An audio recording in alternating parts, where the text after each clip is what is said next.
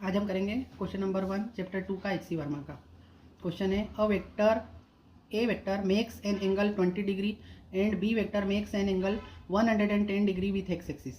The magnitudes of these vectors are 3 metre and 4 metre respectively. Find the resultant. Question में दिया हुआ है कि ए वेक्टर का मैग्नीट्यूड 3 मीटर है और बी वेक्टर का मैग्नीट्यूड 4 मीटर है और ए वेक्टर जो है ये एक्स एक्सिस से 20 डिग्री एंगल बना रहा है और बी वेक्टर जो है वो एक्स एक्सिस से 110 डिग्री का एंगल बना रहा है. मतलब ये वाला जो एंगल होगा ये 110 डिग्री का होगा, ये वाला. ठीक है, तो 110 डिग्री का हो गया. ठीक है, अब ए और बी के बीच का एंगल कितना हो गया ये आप बताइए. जैसे देखिए यहाँ पर 20 डिग्री है और ये पूरा 110 है, तो इतना ए और बी के बीच का एंगल कितना हो गया 110 माइनस 20 डिग्री मतलब 90 डिग्री का हो गया. मतलब ए और बी दोनों वेक्टर एक दूसरे के परपेंडिकुलर है. ये बात याद रखना कि angle between A and B कितना हो गया, जिसको हम थीटा अगर बोले तो हमारा इस केस में गिवन केस में theta is equal to 90 degree है.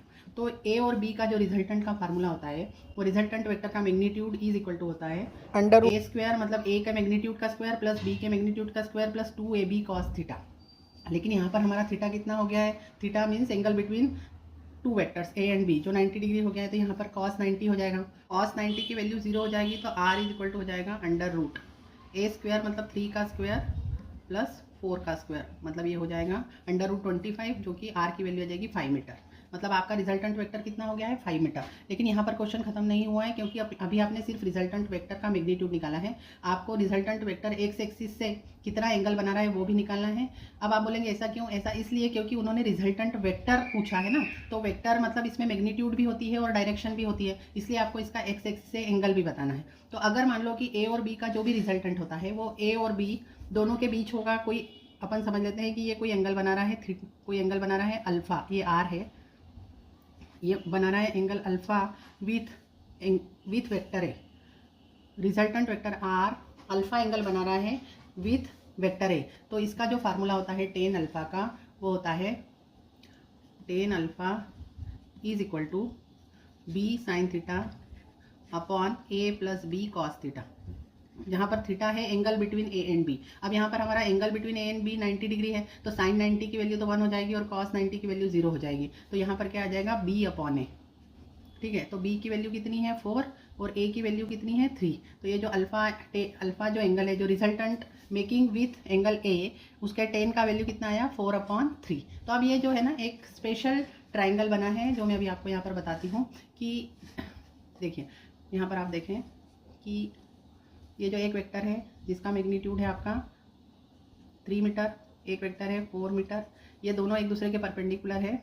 इसका जो रिजल्टेंट है r, ये रिजल्टेंट r ये 5 मीटर है ना. तो ये वाला वेक्टर जो आपका हो गया ये वाला, ये एग्जैक्टली b के इक्वल और पैरेलल होगा तो ये b ही वेक्टर होगा. ये भी 4 मीटर का हो गया. तो 3, 4 और 5 का एक ट्राइंगल बनता है ना. तो इसके अंदर क्या होता है, अभी आपने देख लिया रिजल्टेंट 5 होता है, तो ये जो एंगल होता है यहाँ पर थीटा 1 होगा और ये वाला जो एंगल होगा वो 90 माइनस थीटा 1 होगा, है ना. तो इस केस में स्पेशल केस में थीटा 1 की वैल्यू होती है, इसमें ये जो थीटा 1 की वैल्यू होती है वो 53 डिग्री होती है और यहाँ पर थीटा 1 की वैल्यू आप 53 लिख देंगे तो इस एंगल की वैल्यू 90 माइनस 53 मतलब 37 डिग्री होगी.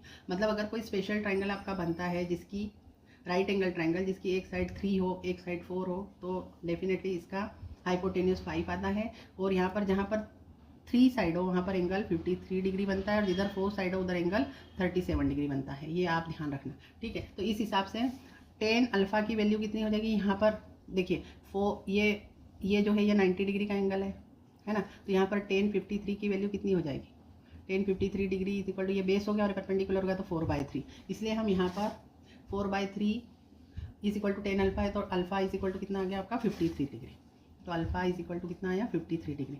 तो यहाँ पर अल्फा जो है वो एंगल आर का विथ ए वेक्टर के है ना. देखिए डायग्राम में ये आर जो है ये ए के साथ एंगल 53 डिग्री बना रहा है, लेकिन ए वेक्टर एक्स एक्सिस के साथ कितना एंगल बना रहा है 20 डिग्री. तो आर वेक्टर एक्स एक्सिस के साथ टोटल एंगल कितना बनाएगा बताइए 53 डिग्री प्लस 20 डिग्री, मतलब ये कितना हो गया आपका 73 डिग्री. तो resultant is making angle with X axis is 73 degree. तो आर का आपका मैग्नीट्यूड कितना आया अभी यहाँ पर 5 मीटर और आर का एंगल विथ एक्स एक्सिस कितना आया 73 डिग्री.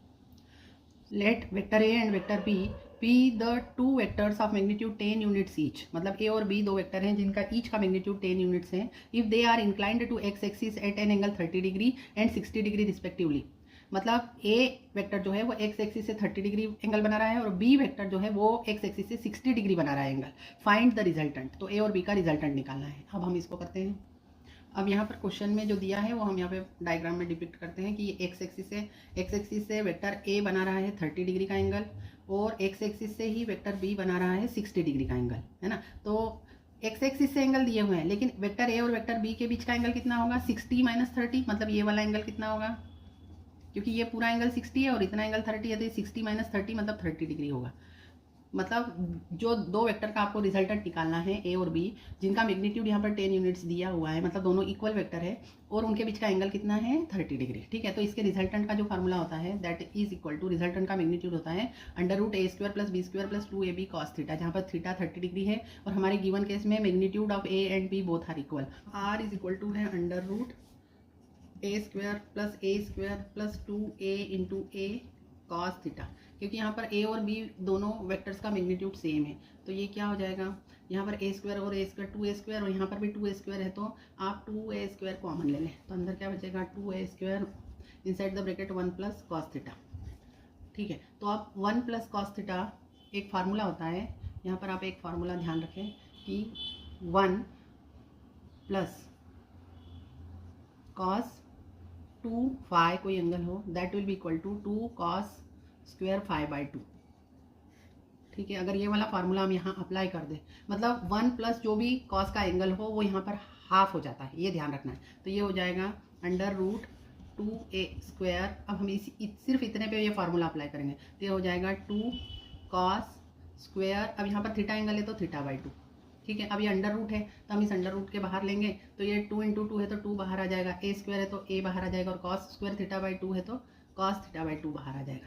तो हमारा r इज इक्वल टू क्या हो जाएगा 2 × 10 × cos 15 डिग्री, क्योंकि थीटा की वैल्यू हमारी 30 डिग्री है, दोनों वेक्टर्स के बीच का एंगल 30 डिग्री है, तो 30/2 मतलब 15 डिग्री। तो ये आया आपका 20 cos 15 डिग्री, ये आपकी रिजल्टेंट की वैल्यू आई। रिजल्टेंट का एंगल विथ एक्स एक्सिस भी निकालना है। तो अभी हम यहाँ पर रिजल्टेंट जो आएगा, जो भी रिजल्टेंट आएगा ए और बी वेक्टर का रिजल्टेंट ए और बी वेक्टर के बीच में ही कहीं तो भी होगा, आर, है ना। तो अब आर अगर मान लो कि ए के साथ अल्फा एंगल बना रहा है, ठीक है, आर कितना एंगल बना रहा है अल्फा, और हमारा स्पेशल केस है जहाँ पर ए और बी दोनों का मैग्नीट्यूड सेम है, तो हम उसके लिए देख लेते हैं, फिर हम इसको अप्लाई कर देंगे और हम अल्फा की वैल्यू निकालेंगे। और जो रिजल्टेंट है वो एक्स एक्सिस से कितना एंगल बनाएगा, क्योंकि ए के साथ अल्फा बना रहा है और ए एक्स एक्सिस के साथ 30 डिग्री बना रहा है, तो रिजल्टेंट एक्स एक्सिस के साथ कितना एंगल बनाएगा अल्फा + 30 डिग्री, है ना। तो अब हम पहले अल्फा की वैल्यू निकाल लेते हैं। अगर ए और बी दो वेक्टर का रिजल्टेंट वेक्टर ए के साथ अल्फा एंगल बना रहा हो, तो tan अल्फा का जनरलाइज्ड फार्मूला होता है tan alpha is equal to b sin θ/a + b cos theta, ये फार्मूला है। लेकिन यहाँ पर हमारे गिवन केस में हमारा थीटा कितना है, यहाँ पर 30 डिग्री है और a is equal to b है, ठीक है। तो हम यहाँ पर रख देंगे, तो tan alpha is equal to क्या हो जाएगा a sin θ/a + a cos theta. तो यहाँ पर हो जाएगा sin θ/ a कॉमन ले लेंगे, तो यहाँ पर क्या आ जाएगा 1 + cos थीटा। अब sin थीटा को आप लिख सकते हैं 2 sin θ/2 × cos θ/2, और 1 + cos थीटा को हाफ एंगल में कैसे ब्रेक कर सकते हैं, अभी इसके पहले वाले क्वेश्चन में भी आपने किया है, तो हो जाएगा 2 cos² θ/2। अब यहाँ पर भी cos θ/2 है और यहाँ पर cos² θ/2 है, तो एक पावर कैंसिल हो जाएगी और 2 से 2 कैंसिल हो जाएगा, तो न्यूमरेटर में बचेगा sin θ/2 / cos θ/2, मतलब ये हो जाएगा tan θ/2। और हमारे थीटा की वैल्यू कितनी है 30 डिग्री, तो यहाँ पर आ जाएगा tan 30/2 मतलब tan 15 डिग्री, मतलब अल्फा की वैल्यू कितनी आई 15 डिग्री। अल्फा किस किस के बीच एंगल है, alpha is angle between resultant and A vector, ठीक है, एंगल। तो ये देखिए, ये जो अल्फा की वैल्यू है रिजल्टेंट और ए वेक्टर के बीच, ये कितनी आई है आपकी 15 डिग्री। तो रिजल्टेंट एक्स एक्सिस के साथ कितना एंगल बनेगा 15 + 30, मतलब ये जो एंगल बनेगा यहाँ से यहाँ तक का, ये पूरा 45 डिग्री होगा, है ना। तो हमारे रिजल्टेंट का मैग्नीट्यूड कितना होगा 20 cos 15 डिग्री, और ये एंगल कितना बनाएगा विथ एक्स एक्सिस से, R making angle with X axis